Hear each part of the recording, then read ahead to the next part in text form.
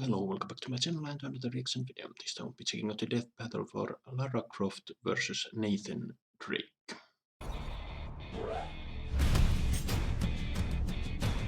Sometimes an archaeologist needs a bit more than a shovel and brush, especially when they're on the hunt for the most legendary of treasure. Yeah, if it were that easy, everyone would be doing it. The best treasure hunters are the ones with the brawn to match their brain. Like Lara Croft, the Tomb Raider. And Nathan Drake, seeker of the Uncharted. He's Wiz and I'm Boomstick. And it's our job to analyze their weapons, armor, and skills to find out who would win a death battle. Most people spend their entire lives in pursuit of wealth, status, and power. But Lara Croft was lucky enough to be born into them. However, despite attending the best schools and living in her own mansion, she was missing one crucial thing: adventure. Man, rich people are always looking for some crazy way to help keep themselves entertained. But if you have a lot of money and you take a lot of trips, it's good odds that one of those trips is bound to go horribly wrong. And guess what? It did! Before she was even old enough to order a drink, a crash landing left her stranded in desolation. She had to learn for herself how to adapt and survive for over a week before returning to civilization as a whole new lady. In whatever Tomb Raider timeline you're looking at, whether it's on an island or the Himalayas, Lara's destined to this life-changing fate. I'm never getting on a plane with her. Surprisingly, Lara's experience left her far from traumatized. Instead, she was inspired, hooked by the thrill of perilous adventure. So she struck out on her own, seeking lost treasure across the globe to make a name for herself. Yep, But those were Lara's the no fool, so old first games. she made sure she'd be ready for anything. She tracked down the best teachers she could find to learn her the ways of stealth, survival, and martial arts. She became proficient in numerous types of firearms, and her martial art of choice appears very reminiscent to kickboxing. She can even fight while blindfolded. So she's basically Batman. I didn't who know tries there guns were comics. With guns! Speaking of which, Lara is famous for her trademark dual Heckler and Koch pistols. And I'm not talking about the things under her sweater, but she's also skilled with shotguns, assault rifles, submachine guns, even grenades. And she uses them to take down everything from armed thugs to T-Rexes. Lara is also skilled with a competition compound bow, perfect for stealth kills. And she's got enough trick arrows to make Green Arrow proud. She's got fire arrows, poison arrows, explosive tipped arrows, and even rope arrows for crossing gaps or grappling things. And while her Cool. climbing axe is supposed to be used for scaling up cliffs, you can imagine what the thing does to a human skull. Ooh. Oh wait, you don't have to. Watch. Oh, that's Lovely. brutal. Gruesome murder aside, Lara's extensive training paid off in big ways. She's discovered the legendary blade Excalibur, the Philosopher's Stone, the Ark of the Covenant, Thor's hammer Mjolnir, and even Bigfoot, whom she also promptly killed. Suck it, Sasquatch. She survived dinosaurs, the Kraken, a Chinese dragon, and she even found the long-lost Led Zeppelin song Stairway to Heaven. What? No, she found a literal stairway to heaven. Really? Holy shit! For a 132-pound woman, she's surprisingly strong. She's held up a heavy gate for 36 straight seconds while drowning. She also regularly pushes around enormous boulders, like the giant blocks in the Pyramid of Giza. This makes her easily strong enough to, say, punch a man through a wooden beam. Lara's also a crack shot. She can precisely tag multiple targets in less than a second, even if they're button-sized bolts or kunai flying through the air. She's skilled enough to infiltrate and escape Area 51. She's tenacious enough to take a bullet in the heat of battle and keep fighting. And she's tough enough to dive off a 250-foot cliff into water with no injury whatsoever. The highest documented dive ever recorded is 193 feet. But unlike Lara, this driver underwent weeks of preparation and still broke his collarbone. Hell, this girl can survive almost anything. When she was younger, she got impaled by a rusty metal spike and was still able to complete an entire adventure while in constant pain. She wasn't even able to properly treat it. She had to cauterize it with a burning arrow tip. Damn, that's hardcore. I think I That found is my next hardcore. ex-wife. And then there was that one time she threw her climbing axe at a helicopter and it just exploded. Yeah, the only logical explanation being she threw the axe into the chopper's air intake, shredded its internals, which caused a spark that reached its gas tank. She made the helicopter explode with nothing but an axe. That girl's got one hell of an arm. I think we can all agree Lara is a badass, but she thinks so too, and and can get a bit reckless. If she gets too full of it, she could always find herself at the wrong end of a tree branch, crushed by boulders, mauled by wolves, shot in the head, stabbed through the face, all sorts of horrific fatal mistakes. Even knowing that, the risk doesn't keep her from any of her bewildering adventures. Don't you think you've seen enough? Nice. Sic Parvis Magna. To most people, these words hold little meaning, but for globetrotting explorer Nathan Drake, it's his life motto: greatness from small beginnings. And beginnings don't get much smaller than his. Little Nate spent half his childhood in a boys' home, where he was raised by nuns, picked on by bullies, and pretty much just hated on for every second of his life. Nathan found solace in his fascination with history, particularly the explorer who found El Dorado, Sir Francis Drake. And like his idol, Nathan dreamed of one day escaping the orphanage to go on treasure hunts of his own. And he did, with his big brother Sam. The treasure? Their dead mom's old journals about Mr. Drake himself. Turns out they were in some old lady's house, so they broke in, she called the cops, and then immediately died of a heart attack. Obviously not wanting to be caught trespassing and standing over a dead woman when the police arrived, Nathan began a life on the run. Talk about shitty luck. Man, all he wanted was a book. Fortunately, Nathan seemed born for the treasure hunter's life. He's exceptionally athletic, has encyclopedic historical knowledge, and can find a way out of almost any bad situation with his quick wit. He'd make sure that everyone would remember the name Nathan Drake. After several solo adventures, Nathan eventually teamed up with Victor Sullivan, a former Navy officer turned expert con artist. Sully taught Nathan the ways of combat, both with his fists and with firearms. Good thing, too, because it seems like everybody out there wants to take a shot at Nate. He almost always has a .45 Defender or 9mm pistol on hand, as well as a couple grenades. Nate can rack up the body count with just about any weapon he touches, including machine guns, shotguns, grenade launchers, and sniper rifles. Hey, when there's a literal army of bad guys out to kill you, you gotta become a one-man army yourself. Ready for anything, Nathan set out to follow in his idol's footsteps, and then some. He's discovered 5 lost civilizations, stopped multiple world-ending threats, and even unlocked the secret of El Dorado like Sir Francis Drake before him. Yeah, turns out it's not a city of gold, just a dead guy that turns people into zombies. Didn't see that one coming. Anyway, Nate wouldn't have done any of those things if he weren't physically fit for the job. He's strong enough to move boulders twice his size and hold up a 4-ton gate for 4 seconds. He can climb huge cliffs with nothing So but both his fingertips fighters and can constantly jumps humongous gaps without lift needing a running start. The and push standing heavy broad jump world objects. record is 12 feet and 3 inches. In this instance, Nathan Drake was able to make a 19-foot jump from a standstill. 19 feet! And he's always clearing similar jumps throughout his adventures. Nate's got hops, but he's also got an iron hide. The dude is constantly falling dozens of feet and just shaking it off. Like that time he did a 40-foot belly flop and got right back up like it was nothing. That could kill a normal guy. Nathan Drake is nothing if not determined.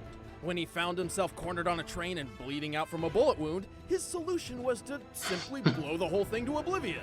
What a convenient pile of propane tanks. But of course, he survived the crash and even climbed to safety, despite having in-game no way logic. of knowing he'd get out of this whole mess alive at all. On top of all that, look what he's wearing. It's freezing up there. Actually, explosions generally seem to be his exit of choice, like when he blew up a cargo plane while flying over Saudi Arabia. After surviving the trip to the ground, he wandered the desert for 2 straight days with 0 food or water. But even with all that, when he found a bunch of mercenaries who wanted to kill him, he was still able to fight them off. How is this guy real? What kind of deal did he make with Satan? Because he should know that that stuff comes with a terrible price. Believe me. All of this just proves how careless and haphazard Nathan really is. This man rarely, if ever, has a plan for anything at any point. Nearly every moment of his life, whether he's in or out of danger, Nathan's philosophy insists that he simply roll with whatever punches come his way. When it comes down to it, much of his survivability can be chalked up to an abundance of good luck. And also his incredible knack for improvising and adapting.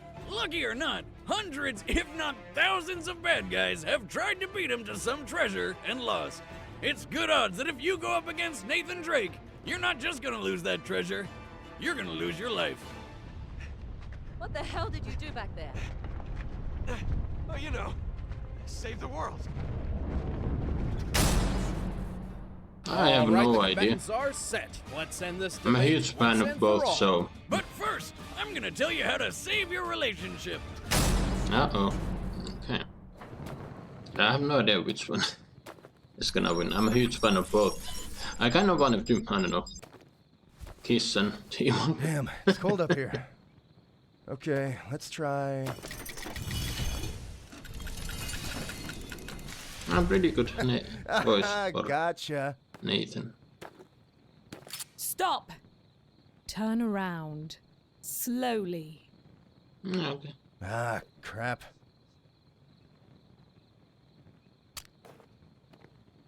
Hey there. I'm guessing the whole finders keepers rule isn't gonna apply. Cut the chit-chat. The Grail's coming with me. Either walk away or die right here. Choose wisely. Okay, Missy. First rule about me. I don't walk away. This music is from Final Fantasy 15.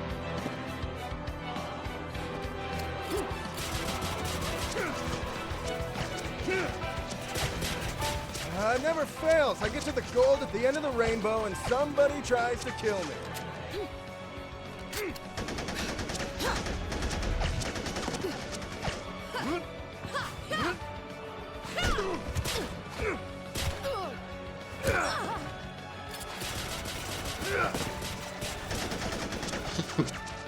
Oh, missing by a mile.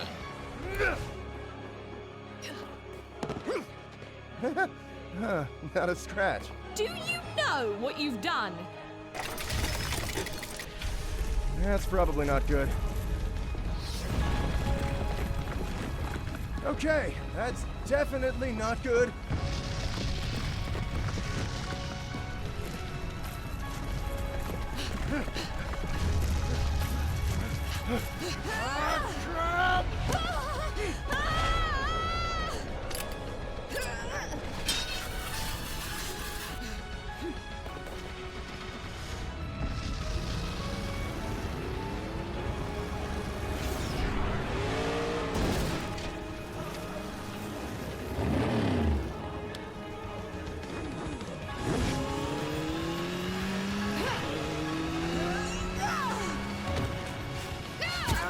Oh.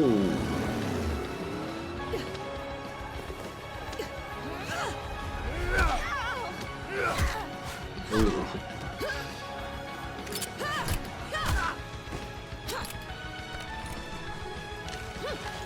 Sorry. Have to do what I have to do.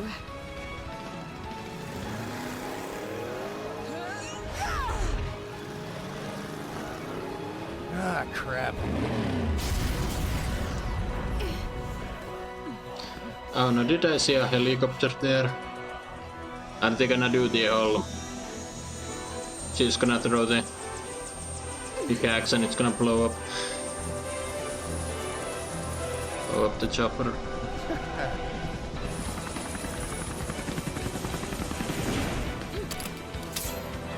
Yeah.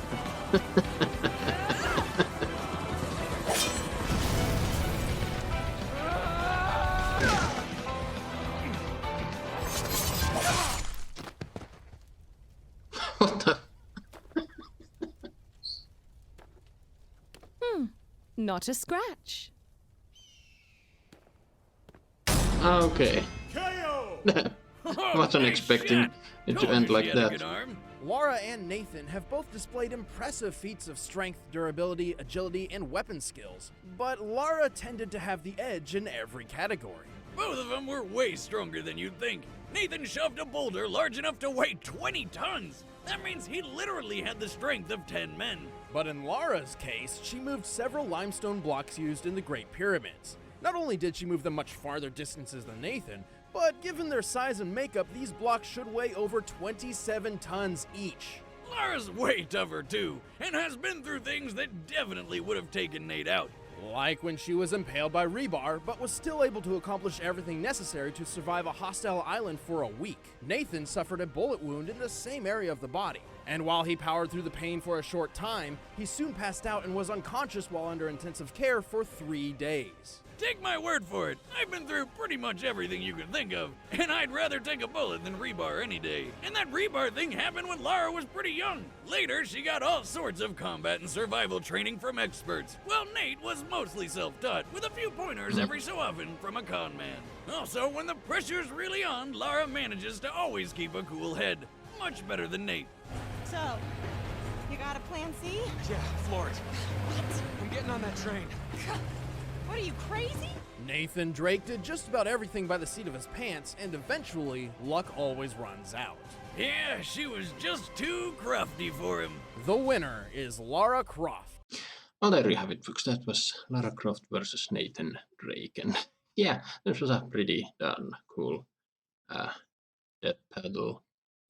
But yeah, and the moment I saw that helicopter, I knew they were gonna do the axe to the axe was enough to cause to blow up. But I didn't see it coming that Nathan was gonna get killed by the propeller. I would have hoped the fight would have continued, but it is what it is.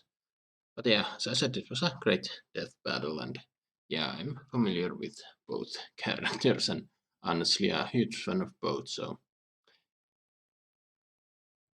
I'm happy that Lara won, but if it had been Nathan, I would have been equally as happy.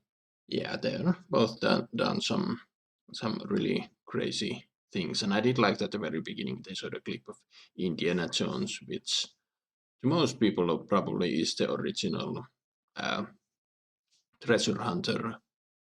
But yeah, I think the original is actually Alan Quatermain, and I know the Alan Quatermain movies came out after Indiana Jones movies, but the books